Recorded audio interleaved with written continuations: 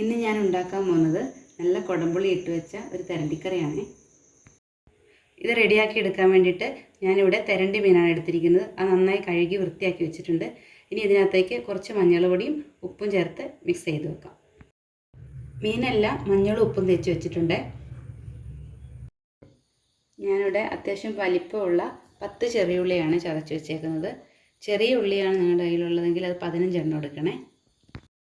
ഒരു ചെറിയ കഷ്ണം ഇഞ്ചി ചതച്ച് വെച്ചിട്ടുണ്ട്. 10 അല്ലി വെളുത്തുള്ളി ചതച്ചെടുത്തിട്ടുണ്ട്. കുറച്ച് കറിവേപ്പില, പിന്നെ ഒരു പച്ചമുളക് മുറിച്ച് വെച്ചിട്ടുണ്ട്. അത് എരിവുള്ളതായതുകൊണ്ട് ഞാൻ ഒരെണ്ണം എടുത്തിട്ടുള്ളൂ കേട്ടോ. 4 കുടംപുളി ചെറുതായിട്ട് മുറിച്ച് വെച്ചിട്ടുണ്ട്. ഇനി ഇത് വെള്ളത്തിൽ കുതിർത്ത് വെക്കണം. ഞാനിതിലേക്ക് കുറച്ച് വെള്ളം ഒഴിച്ച് കുതിരാൻ വെക്കുന്നുണ്ട്. ആവശ്യത്തിനുള്ള ഉപ്പ് എടുത്ത് വെച്ചിട്ടുണ്ട്. 3 ടേബിൾ സ്പൂൺ വെളിച്ചെണ്ണയാണ്.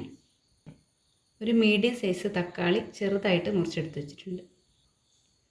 1/2 ടേബിൾ സ്പൂൺ കടുക്, 1/2 ടേബിൾ സ്പൂൺ ഉലുവ, 1 ടേബിൾ സ്പൂൺ മല്ലിപ്പൊടി, 2 ടേബിൾ സ്പൂൺ കാശ്മീരി മുളക് പൊടി, 1 പിഞ്ച് ഉലുവപ്പൊടി, 1 ടീസ്പൂൺ എരിവുള്ള മുളക് പൊടി, 1/2 ടീസ്പൂൺ മഞ്ഞൾപ്പൊടി.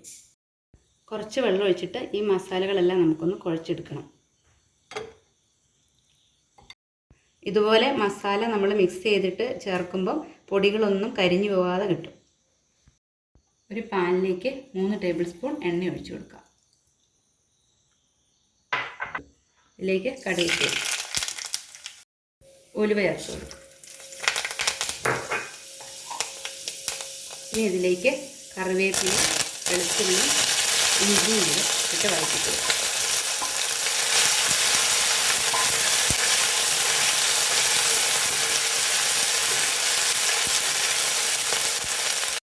ഇനി ഇതിലേക്ക് ചതച്ച് വെച്ച ചെറിയ ഉള്ളി, പച്ചമുളകും ചേർത്ത്.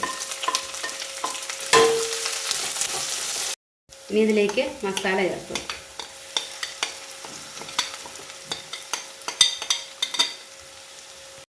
മസാല നന്നായിട്ട് മിക്സ് ചെയ്താണ്.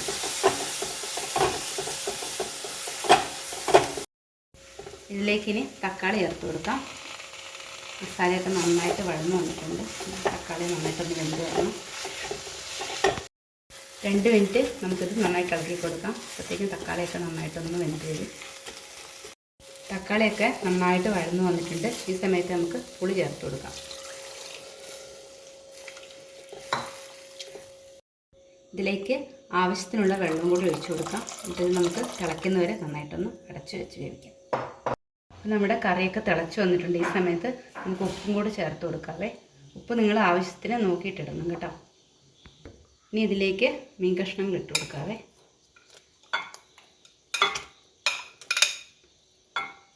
ഇനി ഒരു 10-20 മിനിറ്റ് നമുക്ക് വെച്ച് നല്ലോണം ഒന്ന് വേവിച്ചെടുക്കണം. ഇത് തെരണ്ടി മീൻ ആയതുകൊണ്ട് തന്നെ നല്ല വേവുണ്ട്. നമുക്ക് 20 മിനിറ്റ് കഴിഞ്ഞിട്ട് നോക്കാം.